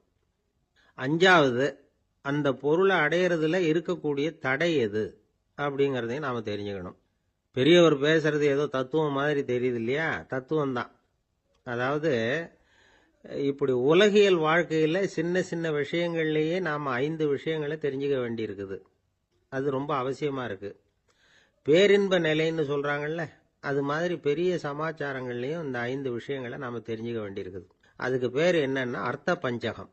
வைணவ சமயத்தில் அர்த்த பஞ்சகம்ங்கிறது ரொம்ப பெரிய விஷயம். கடைக்கு போகிறது மாதிரி கடவுளை பார்க்க போகிறப்பவும் நாம் 5 விஷயங்களை தெரிஞ்சுக்கணுமா. முதல்ல பரம்பொருள் அப்படிங்கிறது என்ன, அதோட தன்மைகள் என்ன, இதை தெரிஞ்சுக்கணும். இதுக்கு பேர் என்னன்னா பரமாத்ம ஸ்வரூபம் அப்படின்னு பேர். ரெண்டாவது, நாம யாரு, நம்மோட தன்மை என்ன அப்படிங்கறத தெரிஞ்சுக்கணும். நான் யாருன்னு எனக்கே தெரியலங்கிறப்போ இதை நான் சொல்றேன்னு இது என்னுடையதுன்னு சொல்றது தப்பு தானே. அப்புறம் மூணாவது விஷயம், பரம்பொருளை நாம் அடையறதுக்கு வழி எது, இது தெரிஞ்சுக்கணும். இது உபாய ஸ்வரூபம் அப்படின்னு பேர். நாலாவது விஷயம், நாம் அடைய வேண்டிய பயன்கள் என்ன அப்படிங்கறது தெரிஞ்சுக்கிறது. இதுக்கு புருஷார்த்தம் அப்படின்னு பேர். அஞ்சாவது, அந்த பயனை அடைய விடாமல் தடுக்கிற தடைகள் யாவை அப்படிங்கறத தெரிஞ்சுக்கிறது. இது விரோதி ஸ்வரூபம். இதைத்தான் தடையியல் அப்படின்னு சொல்றாங்க. அதாவது பரமாத்மாவை பற்றிய அறிவு, ஜீவாத்மாவை பற்றிய அறிவு, உபாயம் பற்றிய அறிவு, புருஷார்த்தம் பற்றிய அறிவு, இந்த 4 அறிவுக்கும் எதிரடையா, அதாவது அதையெல்லாம் தப்பா புரிஞ்சுக்கிறதால உண்டாகக்கூடிய அறிவு விரோதி ஸ்வரூபம். என்ன இது தகவல்ல ஏதாவது கதை சொல்லுவீங்கன்னு பார்த்தா ஏதோ தத்துவம் பேசிட்டு இருக்கிறீங்களே அப்படின்னு நினைக்கலாம். இதுவும் தெரிஞ்சுக்க வேண்டிய ஒரு பெரிய விஷயம்தான். காதல போட்டு வச்சா எப்போவாவது உபயோகப்படும். என்னுடைய நண்பர் ஒருத்தர் ஒரு நாள் என்கிட்ட சொன்னார், சார், அடுத்த மாசம் தஞ்சாவூர்ல ஒரு கல்யாணம், போறதா வேண்டாமா அப்படின்னு ஒரே குழப்பமா இருக்கு அப்படின்னார். நான் உடனே இந்த அர்த்த பஞ்சக உபதேசம் பண்ண ஆரம்பிச்சேன். அவர் எல்லாத்தையும் பொறுமையா கேட்டுட்டு, சரி சார், நான் போறதுன்னு முடிவு பண்ணிவிட்டேன்னார். எப்படி இந்த முடிவுக்கு வந்தீங்க அப்படின்னு கேட்டேன். அவர் சொன்னாரு, சார், அந்த 2வது பாயிண்ட் ஒன்று சொன்னீங்களே, அதை புரிஞ்சுக்கிட்டதுக்கு அப்புறம்தான் இந்த முடிவுக்கு வந்தேன் அப்படின்னார். என்ன 2வது பாயிண்ட்னு? அதாவது தன்னை பத்தி புரிஞ்சுக்கணும் அப்படின்னு சொன்னீங்க. உடனே என்னை பத்தி புரிஞ்சுக்கிட்டேன், நான் யாருங்கிறது எனக்கு தெரிஞ்சுது, உடனே போறது தான் நல்லதுன்னு முடிவு பண்ணிவிட்டேன்னார். நீங்க யாருன்னு கேட்டேன். நான் தான் சார் அந்த கல்யாணத்துல தாலி கட்ட வேண்டிய மாப்பிள்ளை அப்படின்னார். ஒரு வயசான அம்மா தெரு வழியா போயிட்டு இருந்தாங்க. அவங்க கையில என்னத்தையோ வச்சுக்கிட்டு அதை அடிக்கடி பார்த்துக்கிட்டே இருந்தாங்க. ஒருத்தன் மெதுவா அவங்க கிட்ட போய் கையில் இருக்கிறது என்ன அப்படின்னு எட்டி பார்த்தா அவங்க கையில 4 பல்லு இருந்துதான். இவன் ஆச்சரியமா அந்த அம்மாவை பார்த்தான். ஏம்மா, உனக்கு என்ன பைத்தியமா, ஏது இந்த பல்லு, இதை என்னத்துக்காக கையில வச்சுக்கிட்டு அலைஞ்சிட்டு இருக்கிற அப்படின்னு கேட்டிருக்கான்.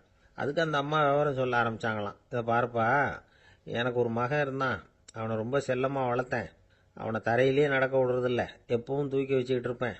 அவன் நல்லா பெரியவனாகி பள்ளிக்கூடம் போறப்ப கூட அவன் புஸ்தக மூட்டையை நான் தான் சுமந்துக்கிட்டு போவேன். பார்க்குறவங்க கூட கேலி பண்ணுவாங்க, ஏம்மா படிக்க போகிறது நீயா உன் பிள்ளையான்னு கேட்பாங்க. அவன் இன்னைக்கு எவ்வளவோ பெரிய மனுஷன் ஆயிட்டான், வெளிநாட்டில் பெரிய உத்தியோகத்தில் இருக்கான். சமீபத்தில் இங்கே வந்துட்டு போனான். ஒரு நாள் ஏதோ கோபத்தில் என்ன அரைஞ்சுட்டான். அப்போ இந்த 4 பல்லும் கீழே விழுந்துட்டுது. இன்னமும் கூட விழுந்திருக்கும், ஆனால் பல்லு தான் இல்லை. என் புள்ள அரைஞ்சதுனால விழுந்த பல்லு இல்லையா அது, அதனால இதை எப்பவும் என் கையிலேயே வச்சுக்கிட்டு ஆசையோடு பார்த்துக்கிட்டு இருக்கிறேன். அவன் தான் வெளிநாட்டுக்கு போட்டான், அவனை பார்க்க முடியாத ஏக்கத்தை நான் இந்த பல்லை பார்த்து போக்கிக்கிறேன் அப்படின்னு நாங்களாம் அந்த அம்மா. இந்த கதை எதுக்காகன்னா, தாய் அன்பு அப்படிங்கிறது எப்படிப்பட்டதுங்கிறத புரிஞ்சுக்கிறதுக்காக. கல்யாணம் ஆனதுக்கு அப்புறம் தாயை மறந்து விடுறவங்க எத்தனை பேர் இந்த உலகத்தில், அவங்க காதில் வேணுங்கிறதுக்காக தான் இந்த தகவல். ஆனால் ஒரு விஷயம் மட்டும் நல்லா புரிஞ்சுக்கணும், தாயை மதிக்க தெரிஞ்சவங்க தான் இன்னைக்கு வாழ்க்கையில் எல்லா விதத்துலேயும் முன்னுக்கு வந்திருக்கிறாங்க. வேணும்னா விசாரித்து பார்த்துக்குங்க. இன்னொரு அம்மா இருந்தாங்க. அவங்க தினமும் ஒரு கோயிலுக்கு வருவாங்க. சாமியை பார்த்து, கடவுளே, நான் இறந்து போனால் நரகத்துக்கு போகணும் அப்படின்னு வேண்டிக்குவாங்களாம். எல்லாரும் சொர்க்கத்துக்கு போகணும்னு தானே கடவுள்கிட்ட வேண்டிக்குவாங்க. இந்த அம்மா தினம் நான் நரகத்துக்கு போகணும் அப்படின்னு வேண்டிக்கிறாங்க. அங்கேருந்து அர்ச்சகருக்கு இது சந்தேகம். ஒரு நாள் அதை நேரடியாகவே அவங்ககிட்ட கேட்டுவிட்டார். அதுக்கு அந்த அம்மா பதில் சொன்னாங்களாம், ஐயா, எனக்கு கல்யாணம் ஆகி ரொம்ப நாள் வரைக்கும் குழந்தை பாக்கியம் இல்லாமல் இருந்தது. கோயில் குளம் எல்லாம் சுற்றி வந்தேன். ரொம்ப நாள் கழித்து ஒரு குழந்தை பிறந்தது, ஆண் குழந்தை. அவனை நான் ரொம்ப செல்லம் கொடுத்து வளர்த்தேன். அதோட விளைவு என்ன ஆச்சுன்னா, அவன் ரொம்ப மோசமாக ஆயிட்டான். கெட்ட பழக்க வழக்கம்லாம் கற்றுக்கிட்டான். அவன் இறந்து போனால் நிச்சயம் அவனுக்கு நரகம்தான் கிடைக்கும். அந்த அளவுக்கு கெட்டவன் அவன். அப்படிப்பட்ட காரியங்கள்லாம் பண்ணிகிட்டு இருக்கான், எனக்கு தெரியும். இவனுக்காக நரகத்தில் கூட யாரும் தயவு காட்ட மாட்டாங்க, தாட்சண்யம் காட்ட மாட்டாங்க. அதனால் இவனுக்கு முந்தி நான் இறந்து நரகத்துக்கு போயிட்டா அங்கே இவனை கவனிச்சிக்கலாமே, இவனுக்கு பணிவிடை செய்யலாமேன்னு பார்க்குறேன் அப்படின்னு நாங்களாம். அதனால தான் நான் நரகத்துக்கு போகணும்னு தினம் ஆண்டவனை வேண்டிகிட்டு இருக்கிறேன் அப்படின்னு கண்கலங்கி அந்த அம்மா சொன்னாங்களாம். அதுதான் தாய் உள்ளம்ங்கிறது. தாயின் பெருமையை சரியாக உணர்ந்துட்டா அவங்களுக்கு எப்பவும் எந்த கஷ்டமும் வராது. இது ஏதோ உபதேசத்துக்காக சொல்கிற வார்த்தை இல்லை, உண்மையான வார்த்தை. இந்த விவரத்தையெல்லாம் நண்பர் ஒருத்தர்கிட்ட சொல்லிகிட்டு இருந்தேன். அவர் கொஞ்ச நாள் கழித்து என்னை தேடி வந்தார். அவர் கையிலேயும் 4 பல்லு வச்சுருந்தார். என்னங்க ஆச்சு, ஏதுங்க இந்த பல்லு அப்படின்னு விசாரித்தோம். உங்கள் உபதேசத்தை கேட்டுட்டு இந்த உலகத்தில் எல்லாரையும் தாயா நினைக்க ஆரம்பிச்சிட்டேன். ஒரு அம்மாவை கடத்தரில் பார்த்து தாயேன்னு கூப்பிட்டேன். அவங்க உடனே பலார்னு என்னை அரைஞ்சிட்டாங்க. பல்லு விழுந்துட்டுது. அதை தான் பொறுக்கி எடுத்துக்கிட்டு நேராக உங்களை தேடி வந்துக்கிட்டு இருக்கிறேன்னார். தாயேன்னு தானே கூப்பிட்டீங்க, அதுக்கு ஏன் அரைஞ்சாங்க அப்படின்னு கேட்டோம். நான் தாயேன்னு கூப்பிட்டது அவங்க காதில் நாயேன்னு விழுந்துட்டு தான், அதுதான் அப்படி ஆயிட்டுது அப்படின்னார். ஏங்க எங்கே போயிட்டு வரீங்க அப்படின்னு கேட்டேன். எனக்கு வேண்டப்பட்ட ஒருத்தரை பார்த்து. ஆஸ்பத்திரிக்குன்னார். எந்த ஆஸ்பத்திரிக்குன்னே? மாட்டு ஆஸ்பத்திரிக்குன்னார். என்ன விஷயம்னே? மாமனாருக்கு உடம்பு சரியில்லை, அதுதான் மாட்டு ஆஸ்பத்திரிக்கு போயிட்டு வரேன்னார். அட பாவி, அதுக்கு அந்த ஆஸ்பத்திரிக்கா போவாங்க அப்படின்னு ஆச்சரியமா. அட அது இல்லைப்பா, முதல்ல எங்கள் குடும்ப டாக்டர் தான் தேடிக்கிட்டு போனேன். அவர் அந்த நேரத்தில் அவர் வளர்க்குற நாய்க்குட்டிக்கு உடம்பு சரியில்லைன்னு சொல்லி அதை தூக்கிக்கிட்டு மாட்டு ஆஸ்பத்திரிக்கு போயிட்டாராம் சொன்னாங்க. அதனால் அங்கே போய் அவரை சந்தித்து விஷயத்தை சொல்லிவிட்டு வர்றேன்னார். அப்புறம் தான் எனக்கு கொஞ்சம் நிம்மதியாக இருந்தது. பொதுவாக நமக்கு தெரிஞ்ச வரையில் டாக்டர்கள் 2 வகை. நமக்கு வைத்தியம் பண்ணுற டாக்டர்கள் ஒரு வகை, நம்மக்கிட்ட இருக்கிற ஆடு மாடு கோழிக்கு வைத்தியம் பண்ணுற டாக்டர்கள் ஒரு வகை. இப்போ தான் எனக்கு தெரியும் இன்னொரு வகையான டாக்டர்களும் உண்டுங்கிறது. அது யாருன்னா பூச்சிகளுக்கு வைத்தியம் பண்ணுற டாக்டர்கள், அதாவது பூச்சி டாக்டர்கள். வெளிநாடுகளில் அப்படிலாம் கூட சில பேர் இருக்கிறாங்க. பிரிட்டனில் யார்க்ஷயர் வட்டாரத்தில் ராதர்ஹாம் அப்படின்னு ஒரு ஊர். அங்கே ஒரு விலங்கியல் மருத்துவர், பேர் டாக்டர் லான்ஸ் ஜெப்சன். அவர் ஆஸ்பத்திரி வாசலில் பார்த்தீங்கன்னா தினமும் நிறைய பேர் நின்றுக்கிட்டு இருப்பாங்க. கையில் கண்ணாடி குடுவை, தகர டப்பா இப்படி ஏதாவது இருக்கும். அதுக்குள்ளே ஏதாவது பூச்சிகள் இருக்கும். அதுக்கு வைத்தியம் பண்ணுறதுக்காக வந்தவங்க தான் அவங்க எல்லாம். சிலந்தி பூச்சி, பல்லி, தேளு, பாம்பு இப்படி ஏதாவது இருக்கும். பொழுதுபோக்காக சில பேர் நாய், பூனை, கிளி, மைனா, புறா இப்படி ஏதாவது வளர்க்குறாங்கல்ல, அது மாதிரி இப்போல்லாம் தேளு, பல்லி, பாம்பு, பூச்சி இதையெல்லாம் வளர்க்க ஆரம்பிச்சிட்டாங்களாம். இது ஒரு புது ஃபேஷன். இப்போ கூண்டுக்குள்ளே டப்பாக்குள்ளே போட்டு வளர்க்குறது, அதுக்கு ஏதாவது நோய் வந்துட்டுதுன்னா வைத்தியம் பண்ணுறதுக்கு டாக்டர்கிட்ட வந்துட வேண்டியது, இப்படி இந்த பழக்கம்லாம் நிறையா வந்துட்டுது. ரத்தம் உறிஞ்சிற அட்டைகள் கூட இவங்ககிட்ட வைத்தியத்துக்கு வருதான். சிலந்திகளில் செங்கால் சிலந்தின்னு ஒரு வகை. மத்திய அமெரிக்க காடுகளில் இது அதிகம். சிலந்திகள்லேயே ரொம்ப விலை உசந்தது இந்த ரகம்தான். கால்களில் சிவப்பு கோடுகள் இருக்கும். இந்த இனம் இப்போ குறைஞ்சிக்கிட்டே வர்றதுனால சர்வதேச விதிகளின்படி இவற்றின் ஏற்றுமதி இறக்குமதிக்கு தடை விதிக்கப்பட்டிருக்குது. அதனால் இதை வளர்க்குறவங்க வீட்டுக்குள்ளேயே இனவிருத்தி மூலமாக பெருக்கி விற்பனை பண்ணிட்டு வராங்களாம். அந்த வகை சிலந்திகள் தான் இப்போ வைத்தியத்துக்கு அதிகமாக வருதான். சரி, இதுக்கெல்லாம் எப்படி வைத்தியம் பண்ணுறாங்க? முதல்ல அதை குளிர்பதன பெட்டியின் வழுவழுப்பான சுவரில் விட்ட உடனே அதெல்லாம் மெதுவாக இறங்கி வரும். அப்போ அதன் நோயை கண்டுபிடிக்கிறது சுலபம். அப்புறம் அதுக்கு கிருமிகளை கொல்லக்கூடிய மருந்துகளையோ வலி நிவாரண மருந்துகளையோ கொடுப்பாங்க. கால் உடைஞ்ச சிலந்திகளுக்கு பசையை கொண்டு ஆப்ரேஷன் பண்ணுவாங்க. சில சிலந்திகளுக்கு உடைஞ்ச காலை எடுத்துட்டா புதிய கால் வளர்ந்துடும். சிலந்திகளை மனிதர்கள் கையில் எடுக்கிறப்போ அது பயந்து போய் கீழே குதிக்குது. அதனால் கால் உடஞ்சி விடுது, இல்லைன்னா வயிறு சேதமடையுது. அந்த நிலைமையில் வர்ற சிலந்திகளுக்கு மயக்க மருந்து கொடுத்து ஆப்ரேஷன்லாம் கூட பண்ணுறாங்களாம். பார்த்தீங்களா பூச்சிகளுக்கு வந்த வாழ்வே. நம்ம ஊர்லேயும் வீடுகளில் பூச்சிகள் வளர்க்குறது உண்டு. ஒருத்தர் வந்தார். எனக்கு 3000 கரப்பாம்பூச்சி அவசரமாக தேவைப்படுது, எங்கே கிடைக்கும்னு கேட்டார். கரப்பாம்பூச்சியா, அது என்னத்துக்குன்னு கேட்டோம். அது வேற ஒன்றும் இல்லை, நான் குடியிருக்கிற வாடகை வீட்டை காலி பண்ண போகிறேன். வீட்டு சொந்தக்காரர் என்ன சொல்கிறாருன்னா, இந்த வீட்டுக்கு நான் குடி வந்தப்போ எப்படி இருந்ததோ அதே நிலைமையில் விட்டுட்டு போகணும்னு வீட்டுக்காரர் சொல்லியிருக்கிறார், அதனால தான் கேட்டேன் அப்படின்னார். அந்த காலத்தில் அண்ணாமலை ரெட்டியார்னு ஒருத்தர் இருந்தார். அவர் வெங்கனூர் அப்படிங்கிற கிராமத்தில் இருந்தார். அங்கேருந்து விருத்தாசலம் கோவிலுக்கு தவறாமல் போயிட்டு வந்துக்கிட்டு இருந்தார். இடையில வெள்ளாறு, அதில் ஒரு சமயம் வெள்ளம் வந்துட்டுது. இவரால் போக முடியல. அதோட விளைவு வெங்கனூர்லேயே ஒரு கோவில் கட்டணும் அப்படின்னு முடிவு பண்ணார், சிவாலயம். அந்த சமயத்தில் வடநாட்டில் பஞ்சம். அதனால் அங்கே இருந்த பல சிற்பிகள் தென்னாட்டை நோக்கி வர ஆரம்பித்தாங்க. அவங்க வெங்கனூர் வழியாக வர்றது தெரிஞ்சதும் இவர் போய் பார்த்தார். இங்கே ஒரு கோவில் கட்டணும், அதுக்கு நீங்கள் உதவணும்னார். பஞ்ச காலத்தில் இப்படி ஒரு வாய்ப்பு கிடைச்சதில் அவங்களுக்கும் ரொம்ப மகிழ்ச்சி. உற்சாகத்தோடு ஒத்துக்கிட்டாங்க. ஆலய திருப்பணி ஆரம்பமாச்சு. அவங்களுக்கு வேண்டிய எல்லா வசதிகளையும் இவர் செஞ்சு கொடுத்தார். அவங்களுக்கு எந்த குறையும் இல்லாமல் பார்த்துக்கிட்டார். அது மட்டும் இல்லை, ஒவ்வொரு நாளும் அங்கே வருவார். உங்களுக்கு என்ன வேணும், எது வேணும்னு கேட்பார். ஏதாவது குறை இருந்தால் சொல்லுவாங்க. உடனே தீர்த்து வைப்பார். இவரும் கேட்பார், எந்த குறையா இருந்தாலும் என்கிட்ட சொல்லுங்க அப்படின்னு சொல்லுவார். அதை தவிர இவராகவே கவனிச்சும் அவங்களுக்கு என்னென்ன தேவைங்கிறத கண்டுபிடிச்சி அதையெல்லாம் கொடுத்துக்கிட்டு இருப்பார். என்ன தேவைன்னாலும் அதை நிறைவேற்றி வச்சுருவார். அந்த சிற்பிகளின் தலைவன் ஒருத்தன், அந்த ஆளுக்கு வெத்தலை பாக்கு போடுறது பழக்கம். இதை தெரிஞ்சுக்கிட்டு அதுக்காகவே ஒரு ஆளை ஏற்பாடு பண்ணார். வேணுங்கிறப்போலாம் நீ வெத்தலை சீவல் மடித்து கொடுக்க வேண்டியது உன் வேலை அப்படின்னு ஒருத்தனை ஏற்பாடு பண்ணிட்டார். இப்படியெல்லாம் செஞ்சதும் அவங்களுக்கும் ரொம்ப உற்சாகம். ரொம்ப பொறுப்பாக சிற்ப வேலைகளை செஞ்சுக்கிட்டு இருக்கிறாங்க. ஒரு நாள் என்னாச்சு தெரியுமா? அந்த சிற்பிகளின் தலைவன் ரொம்ப நுணுக்கமாக ஒரு வேலையை செஞ்சுக்கிட்டு இருக்கிறான். சாரம் போட்டு அது மேலே படுத்துக்கிட்டு அண்ணாந்து பார்த்து உச்சியில் நுணுக்கமான சிற்பங்களை உருவாக்கிக்கிட்டு இருக்கான். சிற்பியின் கவனம் செதறப்படாதுங்கிறதுனால இவர் மெதுவாக சத்தம் போடாமல் கிட்ட போய் நின்று அதை கவனிச்சுக்கிட்டு இருக்கிறார். அந்த சிற்பி வழக்கம் போல வெத்தலை பாக்குக்காக இடது கையை கீழே நீட்டினான். அந்த சமயம் பார்த்து அவருக்கு தாம்பூலம் கொடுக்கறவன் அங்கே இல்லை, எங்கேயோ போயிருக்கிறான். அண்ணாமலை ரெட்டியார் என்ன பண்ணார் தெரியுமா? தனக்காக கொடுக்கப்பட்ட தாம்பூலத்தை வாங்கி சிற்பியின் கையில் கொடுக்குறார். அவன் வாங்கி போட்டுக்கிட்டான். இது என்ன இன்னைக்கு வெத்தலை சீவல் வேற மாதிரி இருக்குது, வாசனை தாம்பூலமாக இருக்குது அப்படின்னு யோசனை பண்ணிட்டு கீழே திரும்பி பார்க்குறார். பார்த்தா ரெட்டியார் மறுபடியும் சிற்பி கை நீட்டும் பொழுது கொடுக்கறதுக்காக தாம்பூலத்தை மடித்து வாங்கி வச்சுக்கிட்டு தயாராக நிற்கிறார். சிற்பிக்கு அதிர்ச்சி. உடனே பொத்துன்னு கீழே குதிச்சான். ஐயா, என்ன இது நீங்களா அப்படின்னா. இவர் சொன்னார், நான் ஒன்றும் தப்பு பண்ணலையே, உன்னுடைய கை புண்ணியம் செஞ்ச கை, கோயில் கட்டுற கை, அந்த கைக்கு தாம்பூலம் கொடுக்கறதுல என்ன தப்பு அப்படின்னாராம். ஏற்கனவே பஞ்சத்தில் அடிபட்டு வந்த எங்களை நீங்கள் ஆதரிச்சதே பெரிய விஷயம். இந்த செயல் என்ன ஒரு பெரிய கடனாளி ஆகிவிட்டுது. ஐயா, எங்களுக்கு உணவு உடை இதை மட்டும் நீங்கள் கொடுத்தா போதும், ஊதியம்னு எதுவும் வாங்க மாட்டோம் அப்படின்னு நானும். அந்த சிற்பி எவ்வளவோ வற்புறுத்தியும் எதுவும் வாங்கிக்கலையாம். இந்த செய்தியை தமிழ் தாத்தா டாக்டர் ஊவேசா சொல்லியிருக்கிறார்.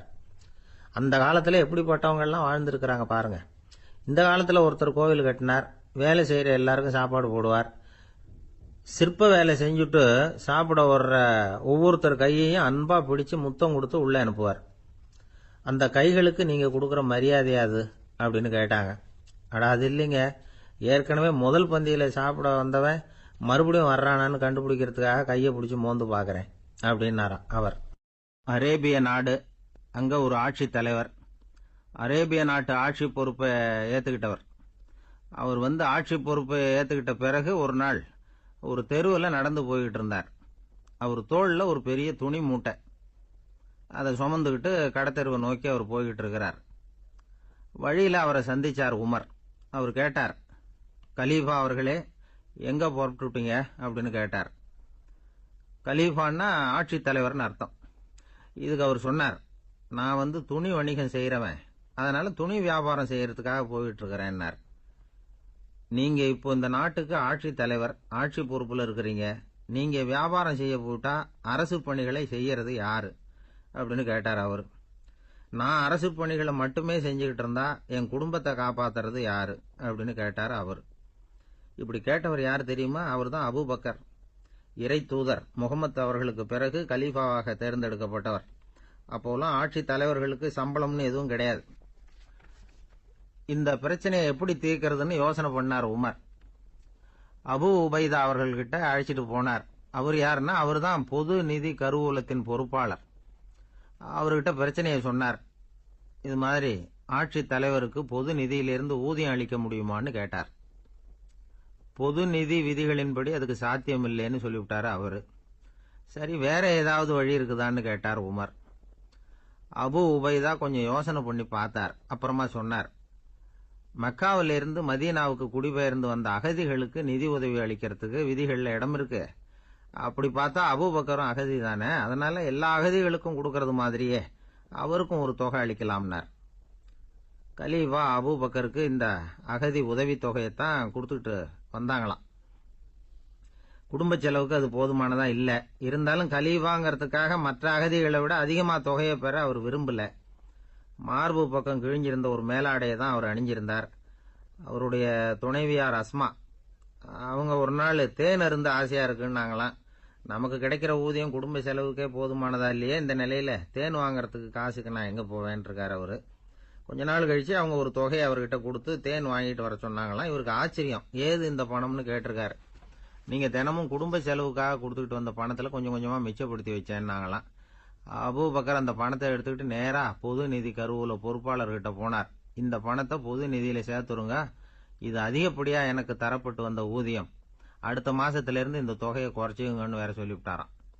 பசியை தணிக்க தேவையான அளவு உணவு, ஒரு ஜோடி உடை, இதை தவிர கூடுதலா மக்கள் பொது நிதியிலிருந்து வாங்கிக்கிறதுக்கு என் குடும்பத்தாருக்கு உரிமை இல்லை அப்படின்னு சொல்லி கண்டிப்பா சொல்லிவிட்டாராம்.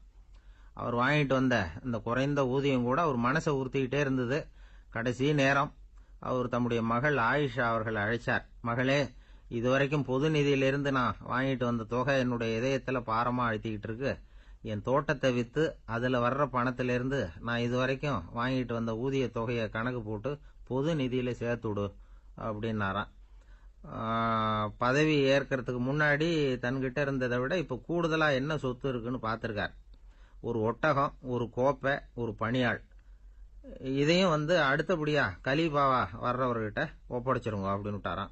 அதே மாதிரி அடுத்து வந்த உமர் கிட்ட ஒப்படைச்சாங்க. அப்போ உமர் சொன்னாராம், அபூபக்கரே, இந்த முன்மாதிரியால உங்களுக்கு பிறகு இந்த ஆட்சி பொறுப்பை ஏற்கிறவர்களை பெரும் நெருக்கடிக்கு ஆளாகி விட்டீங்க அப்படின்னு சொல்லி ரொம்ப கண் கலங்கினாராம். கடைசியா அபூபக்கர் தன்னுடைய குடும்பத்தாருக்கு விட்டு சென்ற சொத்து ஒரு படுக்கை விரிப்பு, ஒரு போர்வை, அவ்வளவுதான். இது சிந்திக்க வேண்டிய ஒரு செய்தி. ஒரு ஊர்ல ஒரு மன்னர் இருந்தாராம். அமைச்சர் அவர்கிட்ட சொன்னாராம், மன்னா, நம்ம ராஜ்யத்துல இனிமே லஞ்ச ஊழலே இருக்காதுன்னாராம்.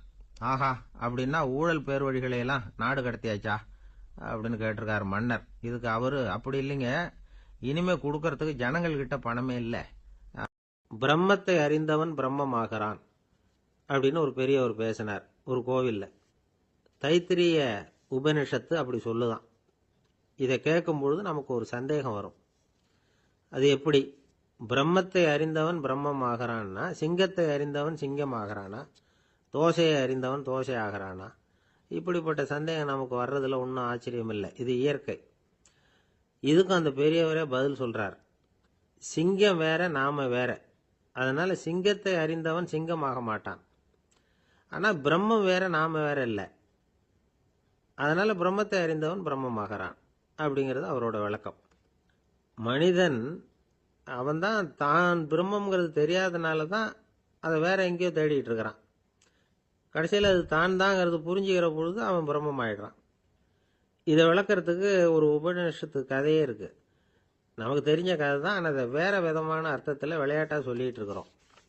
ஒரு சமயம் ஒரு 10 நண்பர்கள் ஒரு காட்டு வழியா போயிட்டு இருக்கிறாங்க. குறுக்க ஒரு நதி, அதை கடந்து அடுத்த பக்கம் போகணும். எல்லாரும் ஒரு வழியா கடந்து அடுத்த கரைக்கு போய் சேர்ந்துட்டாங்க. அங்க போய் சேர்ந்ததுக்கு அப்புறம் எல்லாரும் பத்திரமா சேர்ந்துட்டோமா அப்படின்னு தெரிஞ்சுக்கிறதுக்காக எண்ணி பார்க்கறான் அந்த கூட்டத்து தலைவன். அவங்க மொத்தம் 10 பேர். ஆனா அவன் எண்ணி பார்க்கறப்போ 9 தான் வருது. ஏன்னா அவன் தன்னை விட்டுட்டான். எதிரில் நிக்கிறவங்கள மட்டுமே எண்றான். ஐயோ, 10வது ஆள் எங்கேங்கிறான், பதறான். சரி, நீ இரு, நான் எண்ணி பார்க்கறேன்னு சொல்லிவிட்டு இன்னொருத்தன் என்றான். அவனும் தன்னை விட்டுட்டு என்றான். 9 தான் வருது. எல்லாரும் கொய்ய முறையோன்னு கத்த ஆரம்பிச்சிட்டாங்க. அந்த சமயத்தில் ஒரு பெரியவர் அந்த பக்கமா வர்றார். என்ன விஷயம்னு விசாரிக்கிறார். 10வது ஆளை 6 அடிச்சுட்டு போட்டுது அப்படின்னு சொல்லி இவங்க அழறாங்க. சரி, அழாதீங்க அப்படின்னு சொல்லி அந்த தலைவனை பார்த்து இப்படி வாங்குறார். வர்றான். இப்போ எனக்கு முன்னாடி ஒரு தரம் எண்ணு பார்க்கலாம்ங்கிறார். 1 2 3ன்னு ஆரம்பிச்சு 9ல் முடிக்கிறான். உடனே பெரியவர், நீ தான் அந்த 10வது ஆள் அப்படிங்கிறார். இது உண்மை. நாம தான் அது. நாம தான் நம்மளை வேற எங்கேயோ தேடிட்டு இருக்கிறோம். நாம எங்கேயோ தேடிட்டு இருக்கிறோமே, அந்த பிரம்மம் நாம தான். இப்படி ஒரு பெரிய உண்மையை விளக்கறதுக்காக தான் அப்படி ஒரு கதை சொல்லப்பட்டது. ஆனா அதை நாம வேற விதமா வேடிக்கையா உபயோகப்படுத்திட்டு இருக்கிறோம். எப்படி தெரியுமா? ஒரு ஆத்தங்கரையில ஒரு 10 பேர் முழிச்சுக்கிட்டே நின்றுகிட்டு இருந்தாங்களாம். அந்த பக்கமா வந்த ஒருத்தன், ஏன் இப்படி முழிச்சுக்கிட்டு நிக்கிறீங்கன்னு கேட்டிருக்கிறான். எங்களுக்கு நீச்சல் தெரியாது, நாங்கெல்லாம் அடுத்த கரைக்கு போய் சேரணும் அப்படின்னு நாங்களாம். சரி, நாங்கள் விட்டுட்டு போய் விடுறேன். எல்லாரும் அக்கறைக்கு போய் சேர்ந்த உடனே ஆளுக்கு ₹1 வீதமா மொத்தம் ₹10 எனக்கு கொடுக்கணும் அப்படின்னு இருக்கான் இவன். சரின்னு ஒத்துக்கிட்டாங்க. இவன் ஒவ்வொருத்தரா கையை பிடிச்சி மெதுவாக ஆற்றுல இறக்கி அழைச்சிட்டு போயிட்டான். 9 பேரை கரை சேர்த்துட்டான். 10வது ஆள் பாதி ஆற்றுல போயிட்டு இருக்கிறப்போ திடீர்னு வெள்ளம் வந்துட்டுது. புடி நழுவி போச்சு. கையை விட்டுட்டான். வெள்ளம் அடிச்சிட்டு போட்டுது. அழைச்சிட்டு வந்தவன் நீச்சல் அடிச்சு தட்டு தடுமாறி கரைக்கு சேர்ந்துட்டான். கரையில் இருந்தவங்களுக்கு இந்த விஷயம் தெரியாது. இருந்தாலும் இவன் உடம்பு பூரா நனைஞ்சி கொஞ்சம் அதிகமாகவும் மூச்சு வாங்க நின்றுக்கிட்டு இருந்தானா, ஏங்க ஏன் இப்படி மூச்சு வாங்குது, என்ன விஷயம் அப்படின்னு கேட்டாங்களாம். அதுக்கு இவன் கொஞ்சமாக அலட்டிக்காம சொன்னானா, வேற ஒன்றும் இல்லை, நீங்கள் கொடுக்க வேண்டிய 10 ரூபாயில் 1 ரூபா குறைஞ்சி போச்சு, அவ்வளவுதான் அப்படின்னா. இந்த உலகத்தில் தான் மட்டும் வாழ்ந்தா போதும் அப்படின்னு நினைக்கிறவங்க உண்டு. தானும் வாழணும், அடுத்தவங்களும் வாழணும் அப்படின்னு நினைக்கிறவங்களும் உண்டு. முதல்ல சொன்ன வகையை சேர்ந்த மனிதர்கள் எப்படி தெரியுமா? எப்படியாவது தான் மட்டும் வாழ்ந்தால் போதுங்கிற நினைப்பு தான் எப்பவும் அவங்களுக்கு இருக்கும். தங்களுடைய வளர்ச்சிக்கு எது தடையா இருந்தாலும் சரி, யார் தடையா இருந்தாலும் சரி, அதை அழிச்சுட்டு தான் மறுவேலை பார்ப்பாங்க. அவங்கெல்லாம் பாவ காரியங்களுக்கு தயங்குறதே இல்லை. அப்படிப்பட்ட வாழ்க்கை அவங்களுக்கே இடைஞ்சல அமைஞ்சு விடுறது உண்டு. அதை விளக்கறதுக்கு ஒரு கதையும் உண்டு. ஒரு ஊர்ல அப்படிப்பட்ட ஆள் ஒருத்தன் இருந்திருக்கான். நிறைய பாவங்களை செஞ்சவன். அதன் காரணமா நரகப்படுகொழியில விழுந்துட்டான். நரகப்படுகொழிங்கிறது ஒரு பெரிய கிணறு மாதிரி. ஏற்கனவே பாவம் செஞ்சவங்க நிறைய பேர் அதில் விழுந்து கிடக்குறாங்க. உள்ள ஏகப்பட்ட சத்தம், எல்லாம் அந்த பாவாத்மாக்கள் போடுற சத்தம். இப்போ விழுந்தானே, இவனும் சத்தம் போட்டான். இவன் போடுற சத்தம் கொஞ்சம் அதிகமாக கேட்டுது, விழுந்தது. இந்த கிணத்துக்கு பக்கத்தில் புத்தர் உட்கார்ந்துருக்கிறார். அவர் காதில் இவன் போடுற சத்தம் விழுந்தது. உடனே அந்த கிணத்தடிக்கு போனார், குனிஞ்சு பார்த்தார். சாமி என்னை காப்பாத்துங்க அப்படின்னு கத்தனான் இவன். புத்தர் அவனை கொஞ்சம் கவனிச்சு பார்த்தார். மனித சமுதாயத்துக்கு அவன் என்னென்ன கெடுதல் பண்ணியிருக்கிறாங்கிற விவரம்லாம் அவர் மனக்கண்ணில் தெரிஞ்சது. அவருக்கு எல்லாம் புரிஞ்சு போச்சு. இருந்தாலும் அவனை காப்பாத்துறதுக்கு ஏதாவது வழி உண்டா அப்படின்னு யோசிச்சார். அவன் தன்னுடைய வாழ்நாளில் ஏதாவது நல்லது செஞ்சிருக்கானா அப்படின்னு பார்த்தார். ஒரே ஒரு சமயம் அவன் தன்னுடைய காலடியில மிதிபட இருந்த சிலந்தியை மிதிக்காமல் தாண்டி போயிருக்கிறான். இந்த ஒரு காரியத்துக்காக அவனை கரையேற்ற முடியுமா அப்படின்னு நினைச்சார். அவ்வளவுதான். உடனே அவர் கையில ஒரு சிலந்தி வந்து உட்காந்துதான். அதுகிட்ட இருந்து நூல் இழை வெளிவர ஆரம்பிச்சது. அந்த நூல் இழை கிணற்று ஆழம் வரைக்கும் அப்படியே நீண்டுகிட்டே போச்சான். புத்தர் பார்த்தார். இந்த நூலை பிடிச்சிக்கிட்டு மேலே ஏறி வா அப்படின்னார். என்னங்க சொல்றீங்க, இந்த சிலந்தி நூல் என்ன தாங்குமான்னு கத்தினான். எல்லாம் தாங்கும், அதை பிடிச்சிக்கிட்டு ஏறி வா அப்படின்னார். சந்தேகத்தோடவே அவன் அந்த நூல் இழைய பிடிச்சி இழுத்து பார்த்தா ரொம்ப வலுவா இருந்தது. அவனுக்கு ஆச்சரியம். அதை பிடிச்சிக்கிட்டே மெதுவாக மேலே ஏறி வர ஆரம்பிச்சிட்டான். பாதி தூரம் ஏறி வந்திருப்பான். அப்போ அவன் காலுக்கு கீழே ஏதோ சத்தம். என்னன்னு குனிஞ்சு பார்க்கறான். கீழே கிடந்தவங்க சில பேரும் அந்த நூலை பிடிச்சி மேலே வந்துக்கிட்டு இருக்கிறாங்க. இவனுக்கு கோபம் வந்துட்டுது. தன்னுடைய இடுப்பில் வச்சிருந்த கத்தியை எடுத்து தன்னுடைய காலுக்கு கீழே நூல் இழையை அப்படியே வெட்டி விட்டுட்டான். இனிமேல் நாம மட்டும்தான் மேலே ஏறி வந்துடணும் அப்படின்னு நினச்சிக்கிட்டான். ஆனால் நடந்தது என்ன தெரியுமா? மொத்த நூல் இழையும் அப்படியே அருந்து கீழே விழுந்துட்டுது. அவனும் பொத்துன்னு கீழே விழுந்துட்டான். மறுபடியும் கத்த ஆரம்பிச்சுட்டான். ஏற்கனவே அவன் செஞ்சிருந்த ஒரு சிறு கருணை அந்த நூல் இழைக்கு உறுதியை கொடுத்தது. இப்போ அவன் செஞ்ச பாவம் அந்த நூல் இழைய வலுவிழக்க செஞ்சுட்டுது. அடுத்தவங்களும் வாழணுங்கிற எண்ணம் அவனுக்கு இருந்திருந்தா இப்போ அவனும் கரையேறி வந்திருப்பான், மற்றவங்களும் சௌக்கியமாக வந்து சேர்ந்திருப்பாங்க. அதனால் நாமும் வாழணும், அடுத்தவங்களும் வாழணும் அப்படின்னு நினைக்கிறவன் வாழ்க்கையில் சீக்கிரம் முன்னுக்கு வந்துடுவான். ஒருத்தன் ஒரு டாக்டர்கிட்ட போனான், மருந்து வாங்கினான். வாங்கி கொண்டாந்து பேசாமல் வச்சுட்டான், சாப்பிடல. அப்புறம் எதுக்காகப்பா போய் அவர்கிட்ட மருந்து வாங்கினேன் அப்படின்னு கேட்டாங்க. டாக்டர் வாழணும் இல்லையா, அதனால தான் அப்படின்னா. அவர் கொடுத்த மருந்தை நீ ஏன் சாப்பிடல அப்புறம் அப்படின்னு கேட்டாங்க. நான் வாழணும் இல்லையா, அதுக்காக தான் அப்படின்னா. ஒரு ஊரில் ஒரு ஆள் இருந்தான். அவனுக்கு வெளிநாட்டுக்கு போகணும்னு ஆசை. ஆனால் அவனுக்கு எந்த மொழியும் தெரியாது. இருந்தாலும் சமாளிச்சுக்கலாம்னு முடிவு பண்ணிட்டு கிளம்பிட்டான். ஏதோ ஒரு தேசத்துக்கு போய் சேர்ந்தான். அங்கே அவனுக்கு யாரையும் தெரியாது. அவங்க என்ன மொழியில் பேசிக்கிறாங்க அப்படிங்கிறது கூட புரியல. என்ன பண்ணுறதுன்னு யோசனை பண்ணிட்டு ஒரு இடத்துல நின்றுக்கிட்டு இருக்கிறான். எதிர ஒரு பெரிய கட்டிடம். நிறைய பேர் உள்ளே போயிட்டு இருக்கிறாங்க. இவனும் அவங்க பின்னாடியே உள்ளே போனான். ஒரு பெரிய அறை, அலங்காரம்லாம் பண்ணி வச்சிருக்கிறாங்க. நிறைய பேர் சாப்பிட்றதுக்காக உட்காந்துருக்குறாங்க. இவனுக்கு நல்ல பசி, அதனால் இவனும் உட்காந்தான். சாப்பாடு போட்டாங்க, சாப்பிட்டான். அன்பான உபசரிப்பு.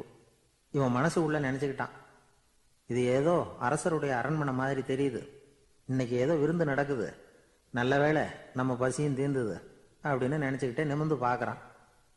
சாப்பாடு பரிமாறினவன் எதிரில் ரொம்ப பணிவோட முதுக வளைச்சி வணக்கம் தெரிவித்தான். இவனும் எழுந்திரிச்சு நின்று முதுக வளைச்சி வணக்கம் தெரிவித்தான். ரொம்ப நன்றின்னா. அவன் ஒரு சீட்டை இவன் கையில் கொடுத்தான். இவன் அதை வாங்கி பார்க்குறான், என்ன எழுதியிருக்குன்னு ஒன்றும் புரியல. சரி, இந்த நாட்டில் தங்களுடைய நன்றியை சீட்டில் எழுதி தான் கொடுப்பாங்க போல இருக்கு அப்படின்னு நினச்சிக்கிட்டு மறுபடியும் நன்றின்னா. ஆனால் அவன் காசை கொடுங்கன்னா. ஏன்னா அது ஒரு ஹோட்டல், இவன் சாப்பிட்டதுக்கான பில் அது. இவன் அதை புரிஞ்சிக்கவே இல்லை. நன்றின்னு அந்த சீட்டில் எழுதி கொடுக்குறாங்க போல இருக்கு அப்படின்னு நினச்சிக்கிட்டு அதை வாங்கி சட்டை பையில் பத்திரமா வச்சுக்கிட்டு பரவாயில்லைங்க ரொம்ப மகிழ்ச்சின்னா. ஒரு வெளிநாட்டுக்காரனுக்கு இவ்வளவு தூரம் மரியாதை பண்ணுறீங்களே, எங்கள் ஊருக்கு போனதும் உங்களை பற்றி நிறைய சொல்லுவேன் அப்படின்னா. இவன் என்ன சொல்கிறான்னு அவனுக்கு புரியல. இவனை பிடிச்சி அழைச்சிட்டு போய் முதலாளி முன்னாடி நிறுத்தினான். நாம் சொன்னதில் இவனுக்கு ரொம்ப பெருமையாக இருக்கணும் போல இருக்கு, அதுதான் பெரிய இடத்துக்கு அழைச்சிட்டு வந்திருக்கிறான் அப்படின்னு இவன் நினச்சிக்கிறான். அவரும் பில்லுக்கான பணத்தை கொடுங்கிறாரு. பரவாயில்லைங்க ரொம்ப மகிழ்ச்சி நன்றிங்கிறான் இவன். அவரு பார்த்தார், இவனை நீதிமன்றத்துக்கு அனுப்பி வச்சுட்டார். இவன் என்ன நினச்சிக்கிட்டான், நம்மளை இந்த ஊர் ராஜா முன்னாடியே அழைச்சிக்கிட்டு வந்து நிறுத்தி இருக்கிறாங்க போல இருக்கு, என்ன ஒரு பெருந்தன்மை அப்படின்னு நினச்சிக்கிறான். நீதிபதி சொன்னார், சாப்பிட்டதுக்கான பணத்தை கொடுத்துரு, இல்லைன்னா அதுக்கான தண்டனையை அனுபவிக்க வேண்டி இருக்கும்னார். ராஜாவே நமக்கு நன்றி சொல்கிறாரு போல இருக்கு அப்படின்னு நினச்சிக்கிறான் இவன். என் மகிழ்ச்சிக்கு எல்லையே இல்லைங்க அப்படின்னா. அவர் பார்த்தார், இவனுக்கு தண்டனை கொடுக்க வேண்டியது தான் அப்படின்னு முடிவு பண்ணார். உடனே தீர்ப்பு எழுதினார். இவனை கழுதையில் பின்புறமாக உட்கார வைங்க, இவன் ஒரு மோசடிக்காரன் அப்படின்னு ஒரு போர்டு எழுதி அவன் கழுத்தில் மாட்டுங்க, அப்புறம் அந்த கழுதையை ஊர் பூரா விரட்டுங்க அப்படின்னார். இவனுக்கு தான் மொழி புரியலையே, ஏதோ நடக்குது அப்படிங்கிறது மட்டும் புரியுது. எல்லாரும் சேர்ந்து இவனை ஒரு கழுதை மேலே உட்கார வச்சாங்க. ஓஹோ, நம்மளை பாராட்டி ஒரு ஊர்வலம் நடத்துகிறாங்க போல இருக்கு அப்படின்னு நினச்சிக்கிறான் இவன். எல்லாரும் சத்தம் போட்டுக்கிட்டே கையை தட்டிக்கிட்டு கழுதை பின்னாடி ஓடி வர்றாங்க. இவனுக்கு ரொம்ப உற்சாகமாக இருக்குது. எல்லாருக்கும் கை கூப்பி வணக்கம் சொல்லிக்கிட்டே போகிறான். கூட்டத்தில் திடீர்னு ஒரு தெரிஞ்ச முகம் தெரியுது. அவனுடைய தேசத்தை சேர்ந்த ஒரு ஆள் அவன். அவனை பார்த்ததும் இவனுக்கு ரொம்ப உற்சாகம். நம்ம ஊருக்கு போனதும் இங்கே நமக்கு கிடைச்ச மரியாதையெல்லாம் உண்மைதான்னு சொல்கிறதுக்கு ஒரு சாட்சியும் கிடைச்சுட்டுது அப்படின்னு நினச்சிக்கிறான். அவனை பார்த்து கத்தனான், நல்லா பார்த்துக்க, இந்த ஊர் மக்கள் எனக்கு எப்படிப்பட்ட வரவேற்பு கொடுக்குறாங்கங்கிறத நல்லா கவனிச்சுக்கோ அப்படிங்கிறான். அவனுக்கு அவமானமாக போட்டுது. தலையை குனிஞ்சுக்கிட்டே நழுவி போயிட்டான். இவன் பார்த்தான், அவன் தலை தெரியல. ஆகா, அவனுக்கு நம்ம மேலே பொறாமை போல இருக்கு, அதனால தான் காணாமல் போயிட்டான் அப்படின்னு நினச்சிக்கிறான். இப்படி ஒரு வேடிக்கை கதையை பெரியவங்க சொல்கிறது உண்டு. கதை வேடிக்கையாக இருந்தாலும் இதில் உள்ள கருத்து என்ன தெரியுமா? அந்த கழுதை மேலே உட்காந்துருக்கிறானே, அது மாதிரி தான் நாமளும் அகங்காரம்ங்கிற கழுதை மேலே உட்காந்துக்கிட்டு இருக்கோமா. நாமளும் கிட்டத்தட்ட அதே மாதிரி பிரம்மையில் தான் இருக்கிறோமா. என்ன நடக்குதுங்கிறதே புரியறதில்ல. அகங்காரத்தில் பேசுகிறவனுக்கும் சித்த சுவாதீனம் இல்லாமல் பேசுகிறவனுக்கும் அதிக வித்தியாசம் இருக்கிறதில்ல. அது மாதிரி ஒருத்தன் தன்னுடைய வீட்டை சுற்றி சேற்றை வாரி அரைச்சிக்கிட்டு இருந்தானா. அந்த வழியாக வந்த ஒரு பெரியவர் அதை பார்த்துருக்கார். என்னப்பா பண்ணிகிட்டு இருக்கிற அப்படின்னு கேட்டாராம். கழுதைகளை விரட்டிக்கிட்டு இருக்கிறேன் அப்படின்னானா. இங்கே கழுதைகளே காணுமே அப்படின்னாரான் அவரு. அதுதான் ஏற்கனவே விரட்டி விட்டனே அப்படின்னானா இவன். ஒரு நாள் ஒரு 10-15 பள்ளிக்கூடத்து பிள்ளைங்க தேடிட்டு வந்தாங்க. உங்களை பார்த்துட்டு தான் போகணும், அதுக்காக தான் வந்திருக்கோம்னாங்க. என்ன விஷயம்னு கேட்டோம். நாங்கள்லாம் கூடி ஒரு முடிவு பண்ணியிருக்கிறோம், அதை உங்ககிட்ட சொல்லணும் அப்படின்னாங்க.